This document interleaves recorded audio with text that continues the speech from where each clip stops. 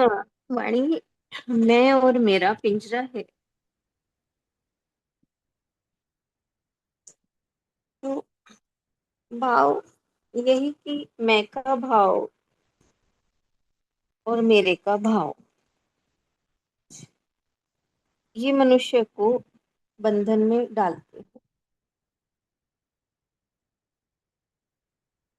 तो ये भ्रम ही है मनुष्य का कि मैं कुछ हूँ और मेरा कुछ है। तो गुरुदेव यही बता रहे हैं कि मैं कुछ हूँ और मेरा कुछ है, ये भ्रम है। और इसी में जब तक ये सॉल्व नहीं होता, क्लियर नहीं होता, तब तक मनुष्य बंधनों में बंधता चला जाता है। और जब ये ज्ञान हो कि मैं कुछ नहीं, मेरा कुछ नहीं, तो वो मुक्त होता चला जाता है, सब कुछ परमात्मा का। तब उसके भीतर में ना तो किसी के प्रति आसक्ति रहती, ना मोह रहता। और जो कुछ भी उसे मिला है परमात्मा का मानकर उसको इस्तेमाल करता है, उसका धन्यवाद करता रहता है।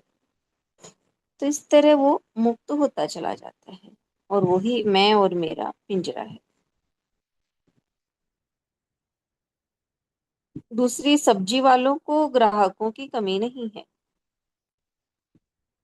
तो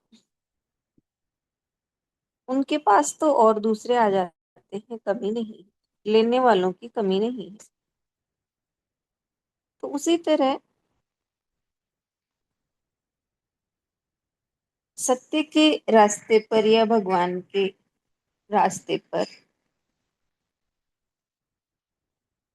हमें जाकर ईश्वर को परखना नहीं है, बल्कि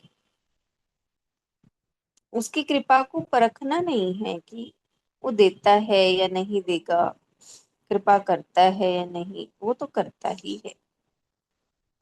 क्योंकि हम परखेंगे तो कुछ मिलेगा नहीं। और वही हम, जैसे ग्राहक सब्जी वाले के पास जाकर उसको चाहिए इसलिए वो जाता है और लेता है, मोल भाव भी नहीं करता।